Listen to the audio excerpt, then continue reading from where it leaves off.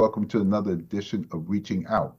With us, a very special guest, New York State Majority Leader of the Senate, Andrea Stewart-Cousins. She was first elected to the state Senate in 2006 and represents parts of Westchester and Yonkers. It was in 2012 that Andrea Stewart-Cousins took a leadership role in New York State Legislative Conference, becoming the first woman and African-American woman to do so. In 2019, she shattered the glass ceiling when her peers elected her as temporary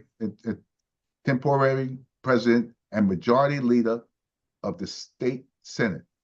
Due to her extensive legislative work in which she authored and pushed for passage of landmark legislation, in addition to decades of community service, the majority leader has been honored with hundreds of recognitions and awards that span from receiving the Trailblazer Democracy Award by Eleanor's Legacy to being named Woman of the Year by Business and Professional Women's Club. Senate Majority Leader Stewart-Cousins earned her Bachelor's of Science and Master's of Public Administration from Pace University and her teaching credentials in business education from Lehman College. She is a proud member of Phi Alpha, a public administration honor society. Welcome to Reaching Out. Thank you for taking time out of your so very busy schedule to be with us. Well, it's really good to be with you, Greg, as always. And thank you for your leadership and for, making sure that you are always in touch, not only with me and my members in the legislature, keeping your fingers on the pulse of what's happening in state government, but obviously with your own membership and what a critical role you have and continue to play. So I know we talked about the history that I've made, but you've made some history too. And I certainly value, our partnership, and I'm happy to be with you today. Thank you. I could tell you this is the best month of having guests. I have some of the most powerful women in our nation. I have you. I just had Julie Menon. I anticipate having our Senator Kirsten Gillibrand and our Governor Kathy Hochul. Wow. So I am beaming because I call my quadruple of women in power, especially in New York State and nationally. So I am very excited this month to have all of you on Reaching Out. Well, it says something about you, right? That we all come and we value the platform that you give us. And we value, your listeners and viewers as well. So thank you. It's all good. You are the longest serving Democratic majority leader of the Senate President pro tem in New York City, in New York's history. You are the third largest Senate majority conference ever. What would you say is the key to your success? I tell you, I have to really put this in context too, because yes, I am the longest serving Democratic majority leader and president of the Senate. But that's 6 years. A lot of people do not realize that the vast majority of the past 100 years were governed in the Senate chamber by Republicans. So for policy and for the time frame, I always say to my colleagues on the other side of the aisle, I'm just looking for parity. You guys had it for 80 plus years, we want to have it for 80 plus years. So and it does get a laugh, but for people who think that New York is such a blue state, they're always surprised to understand that the Senate, frankly, has not been blue. But, here we are having the longest run of Democrats. And yes, I'm very, very proud to be the leader of what I consider an incredibly dynamic, public service oriented, brilliant group of people who are the most demographically and geographically diverse that has ever sat in the chamber.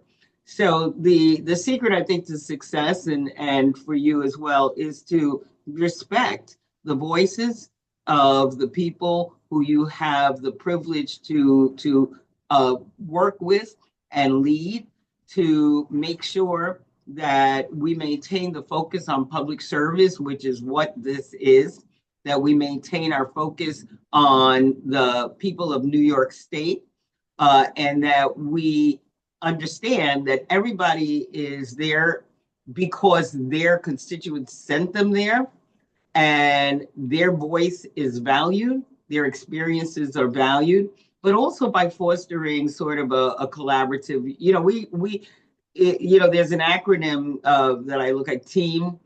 Together, everyone accomplishes more. And that's what a team is.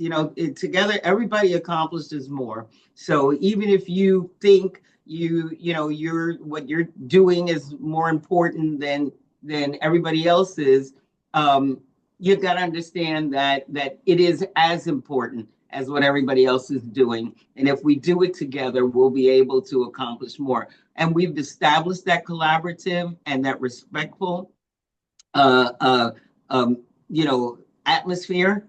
It's almost, in many ways, like a family, because we know that people are depending on us to get things done. They're depending on us to have them as our first and best interest, and they're depending on us to set an example of leadership, not only for New Yorkers, but for the entire nation. And people take it seriously. We take each other seriously. We take our role seriously. And I think that is certainly the secret to our success.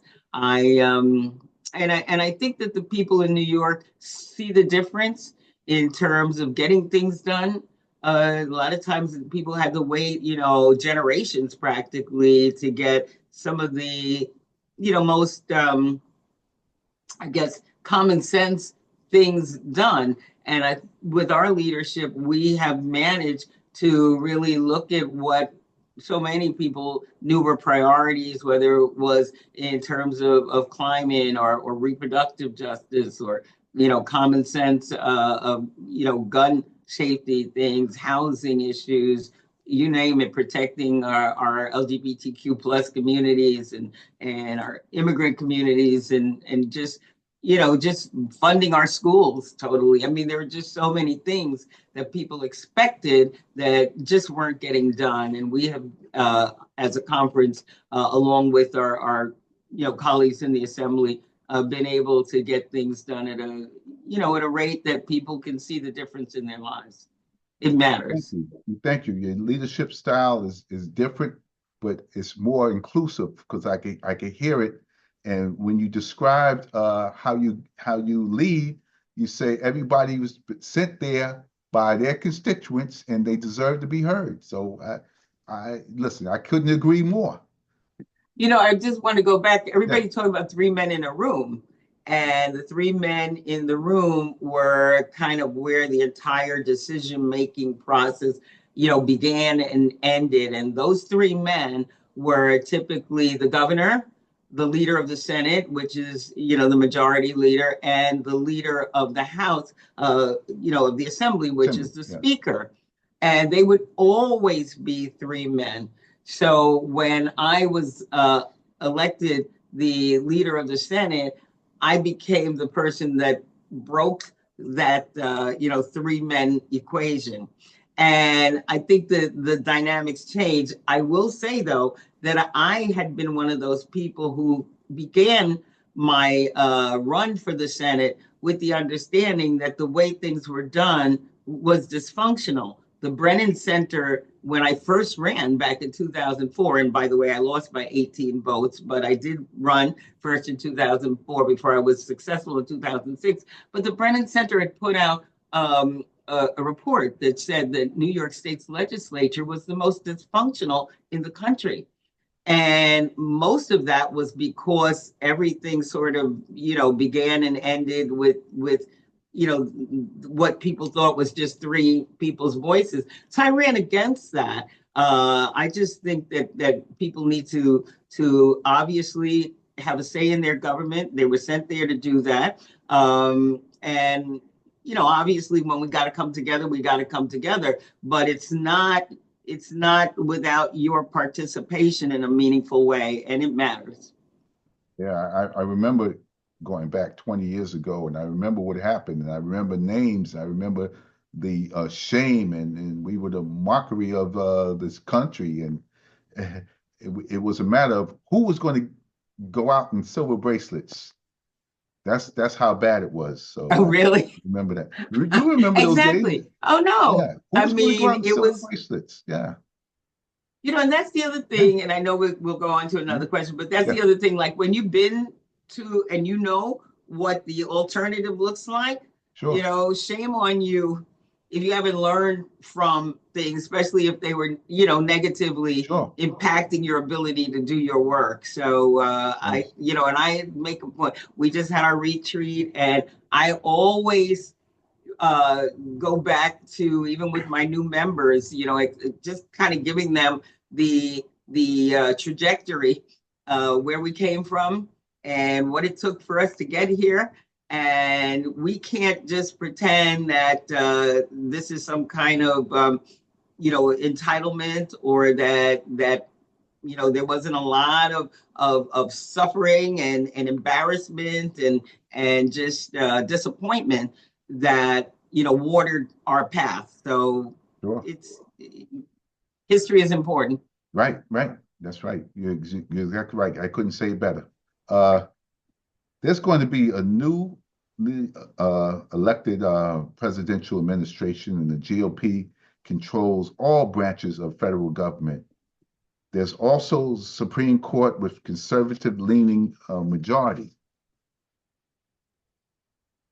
Some New Yorkers fear being adversely impacted by laws, policies, and rulings contrary to more union friendly and social progressive positions we stand for in the state.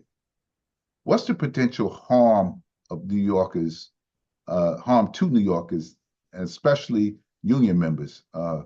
I know one, it's the SALT, the tax, the state and local tax that we were saddled with, I would say maybe 8 years ago, and it hasn't been rectified, that we pay more in taxes than in some of the other states because we were punished by the government. So we lost our state Our and local ability. taxes, the ability to write that off. So I know that's That's one right. adverse effect. What are some of the others? Well, I think we all know that we are probably facing difficult, but certainly uncharted waters. And, you know, part of what we were talking about during the campaign was Project 2025 and the implications that it had for labor. And whether it's people not wanting minimum wage, and they don't want overtime, and they don't want this, and I mean um the obvious undoing of so much of what labor unions have been able to achieve for working people across this nation were verily under attack in Project 2025. And we continue to say that. Uh, so I think labor has a lot at stake. I don't know what they're going to do in terms of even support that labor has for various political campaigns and dues. And I mean, I'm sure there are a lot of things that they are thinking about as it relates to working people. I mean, I think one of the conversations that many of us heard between Elon Musk, who is this he's going to be, he and Vivek Ramaswamy are going to be in charge of this thing they call Doge, the acronym. But the conversation with Elon about just firing workers, if they weren't happy, is, I think, underlying what the attitude is around organized labor. So I think it's a problem, but I think organized labor is organized labor, and I think the union has been able to withstand many attacks by being a union. I mean, as I said, just the last answer. Together, everyone accomplishes more, and union really exemplifies that. And so I think no matter what we face, if we continue to hold fast to our values, and really people, they might have just thought that this was some kind of, oh, well, we're just exaggerating sort of. Listen, I hope we were, but the other thing that I know is that when people are faced with, real threats to what they built, and when what they built has been the reason why we have the rights, why we have weekends, why we have wages that can help sustain, people and their families. We're not going to give that up easily. And we have, fortunately, midterms, and it's, although right now it's a trifecta for Republicans in terms of the federal government, it won't be like that forever. It will change. I think we have a very good opportunity to elect Speaker Jeffries, in 2026, and frankly, even return Majority Leader Schumer. I believe that can happen, but people just need to stick to their values, stick to our ability to work together. Like you were saying, the SALT, they keep saying that they're going to restore our ability to deduct, the state and local taxes. I think, the president-to-be said that he was willing to do that. Let's see. Let's hold them accountable. But again, let's stay organized. Let's keep our eye on the prize. My majority was built on Donald Trump 1.0. We had not been in the majority until he got elected in 2016. And when people started looking at the state legislatures, they realized that ours in the Senate was red because of what was called the IDC, that got together with the independent Democrats, got together with the Republicans and created a Republican majority. And in 2018, that went away because people were primaried, many lost, and we were able to come together as a majority. I don't believe that anything will be different with Trump 2.0. I think people will look at their states. They will look at what is at stake. We will organize, and our next opportunity to change the dynamics so that there will be a check on unbridled power. We will organize and we will win. You're listening to Reaching Out. I'm Gregory Floyd, President Local 237 Teamsters. With us, a very special guest, New York State Senate Majority Leader Andrea Stewart-Cousins. And we're talking about the state of affairs in New York State and the federal affairs, how that impacts New York State. Governor Hochul has been going through the process before the new year of signing bills into law, offering amendments or vetoing legislation that have both passed the Senate and the Assembly. Tell us about this process and some of the results. Okay, that process, as you know, we leave session in June, and then the governor has, up until the December 31st to decide whether to sign things and to veto things. In terms of, some of what we've looked at, we've got a Warehouse Workers Injury Reduction Act that will be reducing the injuries well, hopefully reducing injuries to warehouse workers. We're awaiting governor's signature for that. That was a follow-up to the Warehouse Workers Protection Act, which we did in 2022. We're looking at the Superfund. You know, we're trying to get polluters to be held accountable for the pollution that we are invariably have to suffer from and clean up. And so we are waiting to see if the governor is going to sign that. We are, you know, the Grieving Families Act is something that, you know, we continue to pass, and we're hoping that we can get that, you know, over the line. And like I said, I think that the process is usually like a negotiation. If she, you know, for whatever reason is not going to sign it, then, you know, she vetoes it.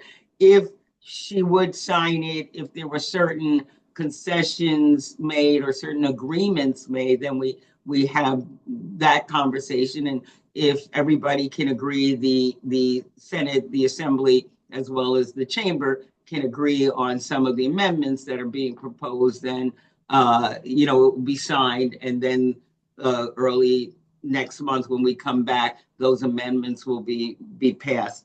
But you know, we are always looking, you know, to get agreements so that we can do the best for New Yorkers. Oh, that's wonderful. Looking forward to 2025. Wow, 2025. I know. What would you like to accomplish in priority order? What's on your wish list? Well, you know, I think that one of the things that everybody knows people care about is the affordability. And so I think for us, my wish list is that we continue to do things that make it easier for people to afford life in New York. We've done a lot of things, whether it's raising the minimum wage, paid family leave, as I said, fully funding education, universal pre-K. You know, there's so many things that we've done. We want to help small businesses. We want to make sure that people can afford housing. We did a big housing package. We want to continue to build on that affordability. Climate change. I mean, there are so many things. So we are focused on affordability, but we are also focused on being that progressive beacon as well. We do things that support labor. We do things that support people's ability to have full access to their health care, and certainly the right to vote. We always start with voting as the first thing we do, paying homage to people who sent us here by that franchise. So we will continue to be leaders, progressive leaders. We will continue to be pragmatic leaders. We will continue to collaborate, and we will continue, I believe, to move New York forward. Thank you. Thank you. One last thought, because we have a minute left. I know. Good. Any last thoughts? Well, I thank you for the platform. I thank you for the leadership for all these years. It is a pleasure working with you. We will continue to work together. I do believe there is, you know, in this challenging time, there is reason for hope. And I believe that, you know, we will see a big change in the next 2 years. But please, to all your viewers and listeners, have a wonderful, happy, healthy holiday season. See you next year. Thank you. Thank you. You've been listening to Reaching Out. I'm Gregory Floyd, President, Local 237 Teamsters. A very special guest was New York State Senate Majority Leader Andrea Stewart-Cousins. Thank you very much for coming. Thank you so much, and have a wonderful, wonderful day.